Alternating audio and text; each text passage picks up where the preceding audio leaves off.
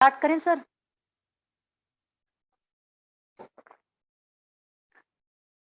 Okay. Good morning students. बेटा हमारा बाल राम कथा का थर्ड चैप्टर सेकंड चैप्टर चला हुआ है जंगल और जनकपुर। जंगल और जनकपुर ये कहाँ का है?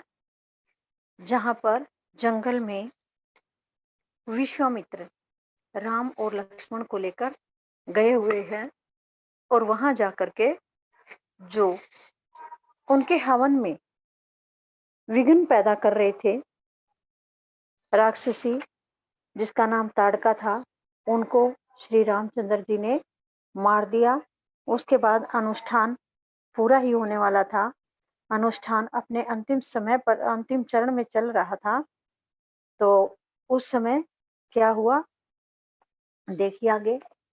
5 दिन तक सब ठीक ठाक चलता रहा, शांति से, निर्विघ्न। लगता था कि राजकुमारों की उपस्थिति ने ही राक्षसों को भगा दिया है। राम और लक्ष्मण ने युद्ध पूरा होने तक न सोने का निर्णय किया। वे लगातार जागते रहे, चौकस रहे। कमर में तलवार, पीठ पर तुणीर, हाथ में धनुष, प्रत्यंचा चढ़ी हुई, हर स्थिति के लिए तैयार। अब क्या हो गया? जो विश्वामित्र जी यज्ञ कर रहे थे, यज्ञ 5 दिनों तक ठीक ठाक चलता रहा, शांति से, निर्विघ्न, बिना बाधाओं के। ऐसा लगता था कि राजकुमारों ने यहाँ आकर राक्षसों को यहाँ से भगा दिया है। राम और लक्ष्मण ने यज्ञ पूरा होने तक जैसे न सोने का निर्णय कर लिया हो कि हमने सोना नहीं है।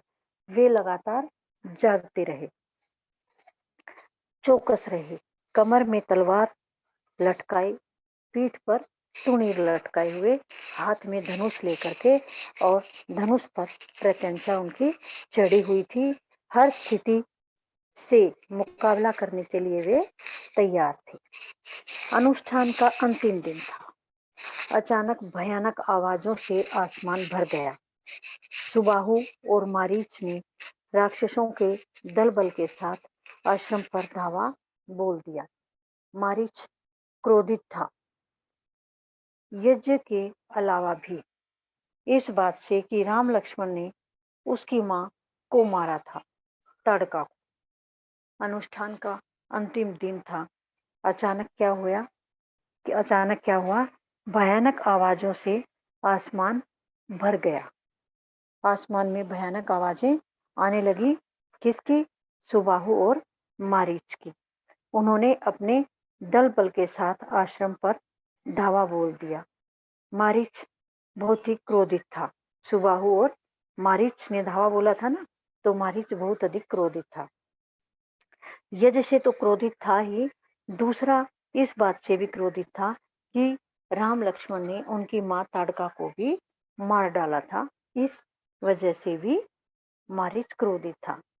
राम ने राक्षसों का हमला होते ही कार्यवाही की, धनुष उठाया और मारीच को निशाना बनाया।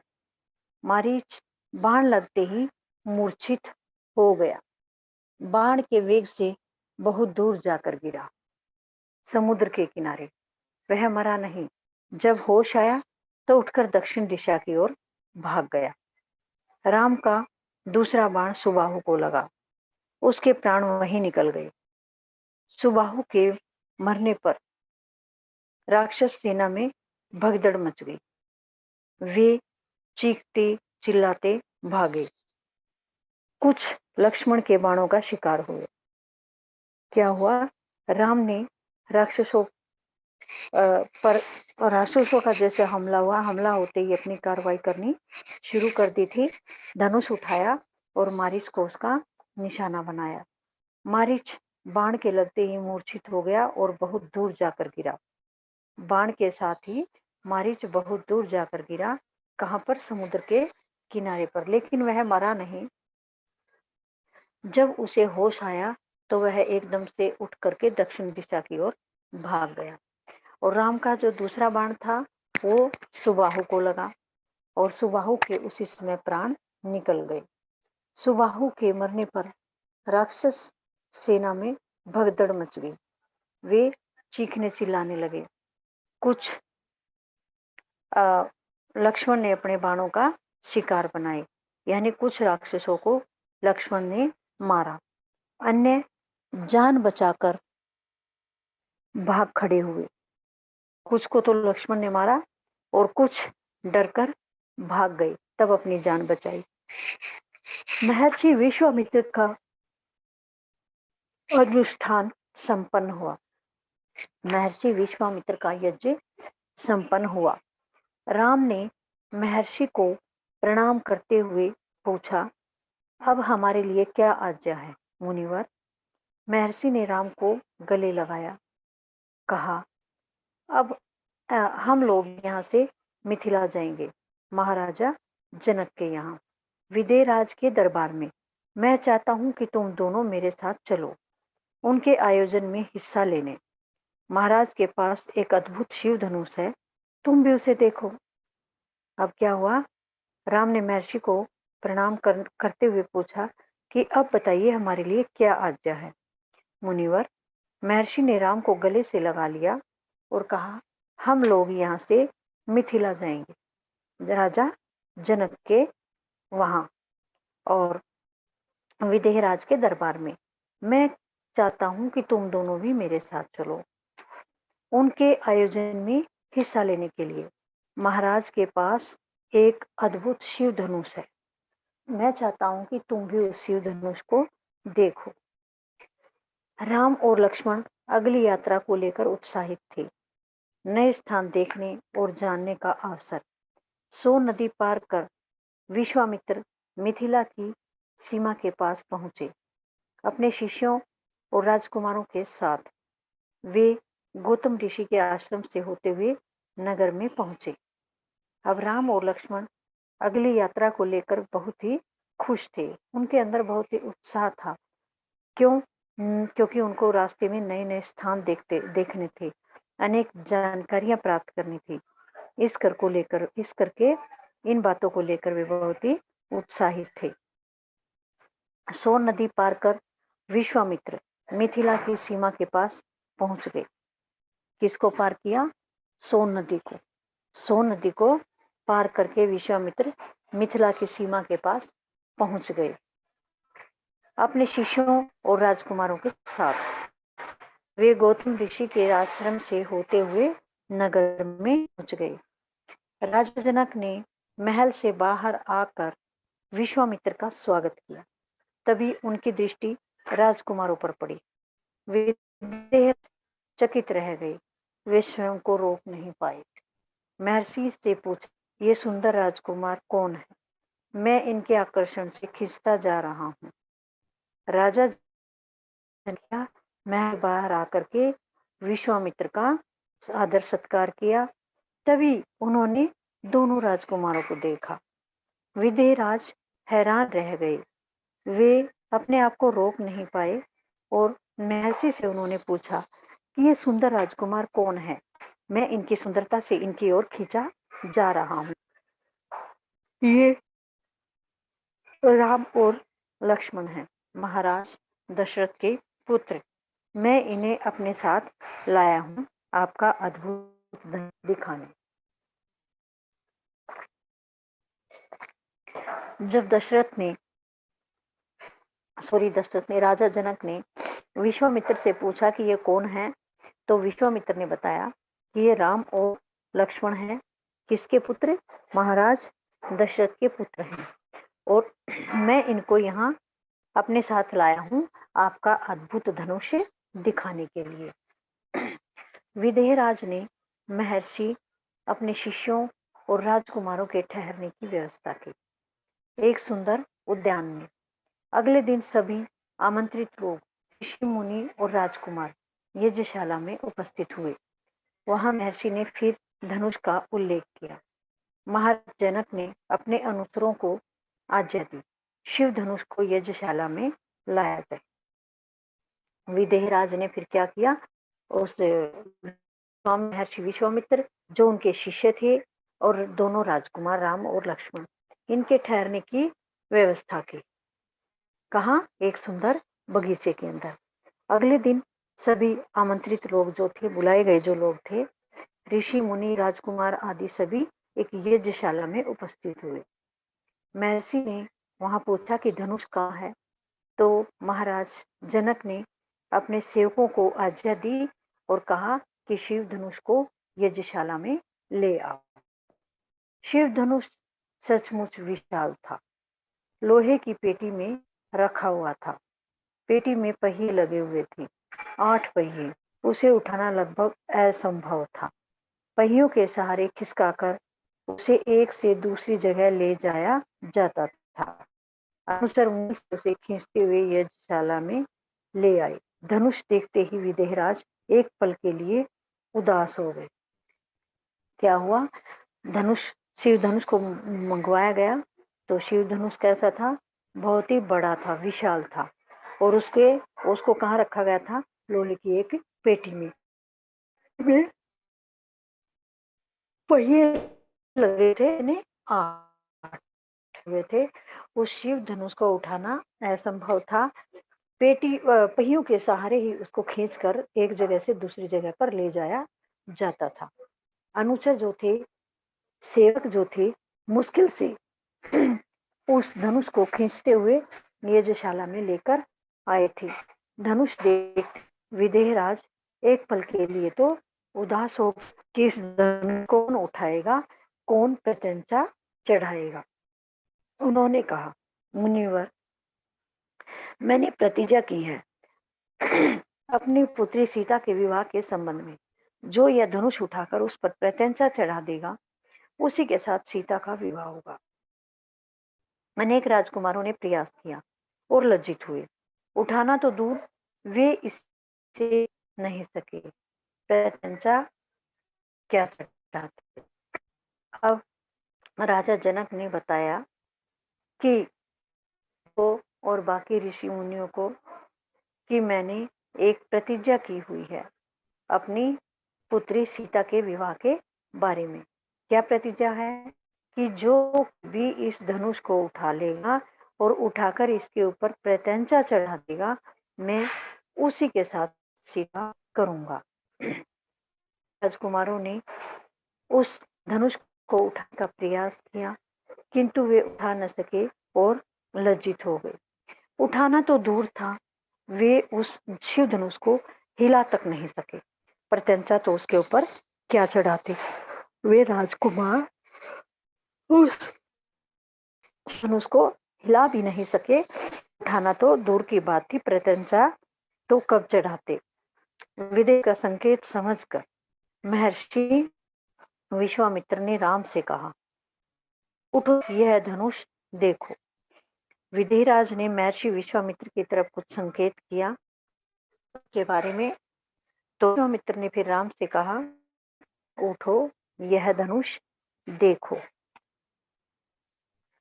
राम ने सिर झुकाकर गुरु की आज्ञा स्वीकार की। आगे बढ़े, पेटी का ढक्कन खोल दिया। राम ने पहले धनुष देखा, फिर महर्षि को। गुरु का संकेत मिलने पर विशाल धनुष सहज ही उठा लिया। यज्ञशाला में उपस्थित सभी लोग हतप्रभ थे। जब विश्वामित्र ने राम को संकेत करके कहा कि आप चलिए और इस धनुष को एक बार देख लीजिए, तो राम ने सिर झुकाकर गुरु की आज्ञा को स्वीकार किया। गुरु की तरफ सिर झुकाकर हाथ जोड़े और धनुष की तरफ आगे बढ़े। लोहे की जो पेटी के अंदर था, उस पेटी का ढक्कन खोल दिया। राम ने पहले तो धनुष को देखा, फिर महर्षि की तरफ देखा, और फिर महर्षि ने उनको कुछ संकेत किया, तो राम ने विशाल धनुष को आसानी से ही उठा लिया। जिसको पहियों के सहारे लाया जाता था, कोई उठा भी नहीं सकता था, हिला भी नहीं सकता था, उस धनुष को श्री रामचंद्र जी ने आसानी से उठा लिया। और उसी समय जैसे श्री राम ने उसे उठाया, तो यज्ञशाला में जितने भी लोग थे सभी हतप्रभ थे, हैरान हो गए, भौचक्के रह गए। इसकी प्रत्यंचा चढ़ा दो मुनिवर, राम ने पूछा। राम ने फिर महर्षि विश्वामित्र से पूछा कि हे मुनि, क्या मैं इसके ऊपर प्रत्यंचा चढ़ा दूं? अवश्य, यदि ऐसा कर सकते हो। तो मुनिवर ने भी बोला कि हाँ जरूर, यदि आप ऐसा कर सकते हो तो करिए। विदेहराज चकित थे। राम ने आसानी से सिर झुकाया, ऊपर से दबाकर प्रत्यंचा खींची। दबाव से धनुष बीच से टूट गया, उसके दो टुकड़े हो गए। बच्चों के खिलौने की तरह यज्ञशाला में सन्नाटा छा गया। सब चुप थे, एक दूसरे की ओर देख रहे थे। तो विदेहराज भी चकित थे कि इसने इतनी आसानी से धनुष को कैसे उठा लिया। राम ने धनुष को नीचे झुकाया और उसके ऊपर प्रत्यंचा चढ़ाने लगे। प्रत्यंचा चढ़ाकर जैसे थोड़ा सा उसको प्रत्यंचा को खींचा तो धनुष पर दबाव आ गया। धनुष पर दबाव आते ही धनुष बीच में से टूट गया। कैसे? बच्चों के खिलौनों की तरह उसके दो टुकड़े हो गई। यज्ञशाला में एकदम से सन्नाटा सा छा गया कि यह क्या हुआ। सभी एक दूसरे को देखने लगे और हैरान रह गए। सभागार की चुप्पी महाराज जनक ने तोड़ी। उनकी खुशी का ठिकाना न था। उन्हें सीता के लिए योग्य वर मिल गया था। उनकी प्रतिज्ञा पूरी हुई। जनकराज ने कहा, मुनिवर, आपकी अनुमति हो तो मैं महाराज दशरथ के पास संदेश भेजूं, बारात लेकर आने का निमंत्रण। यह शुभ संदेश उन्हें शीघ्र भेजना चाहिए। सभी चुप थे, सन्नाटा छाया हुआ था। उस सन्नाटे को, उस चुप्पी को महाराज जनक ने तोड़ा। वह बहुत ही खुश हो गए थे। उनकी खुशी का ठिकाना नहीं रहा था, क्योंकि उन्हें सीता के लिए योग्य वर मिल गया था। जो उन्होंने प्रतिज्ञा की हुई थी, वह प्रतिज्ञा उनकी पूरी हो गई थी। तो जनक राज ने कहा, हे मुनि विश्वामित्र, आपकी यदि अनुमति हो तो मैं महाराज दशरथ के पास बारात लेकर आने का निमंत्रण भेज दूं। यह शुभ संदेश जल्दी ही भेज देना चाहिए। महर्षि की अनुमति से दूत अयोध्या भेजे गए, सबसे तेज चलने वाले रथों से। इस बीच जनकपुर में धूम मच गई। बारात के स्वागत की तैयारियां होने लगी। नगर की प्रसन्नता चरम पर थी। महर्षि ने राजा जनक को अनुमति दे दी। उसके बाद अयोध्या में दूतों को भेजा गया, और वो भी कैसे? सबसे तेज चलने वाले रथों पर बैठाकर। और इसी बीच जनकपुर में धूम मच गई। किस लिए? बारात के आने के लिए तैयारियां होने लगी। बारात के स्वागत की तैयारियां होने लगी। नगर की प्रसन्नता चरम पर थी, यानी नगर के सभी लोग बहुत अधिक खुश थे। उनकी खुशी का कोई ठिकाना नहीं था। महाराज जनक का संदेश मिलते ही अयोध्या में भी खुशी छा गई। आनन फानन में बारात तैयार हुई। हाथी, घोड़े, रथ, सेना। बारात को मिथिला पहुंचने में 5 दिन लग गए। महाराज जनक का संदेश अयोध्या में पहुंच गया। अयोध्या में भी खुशी का ठिकाना न रहा। बहुत अधिक खुशी छा गई। आनन फानन में, यानी जल्दबाजी में ही बारात की तैयारियां हुई। हाथी, घोड़े, रथ, सेना आदि पर बारात मिथिला जाने के लिए तैयार हो गई, और बारात को मिथिला पहुंचने में 5 दिन लग गए।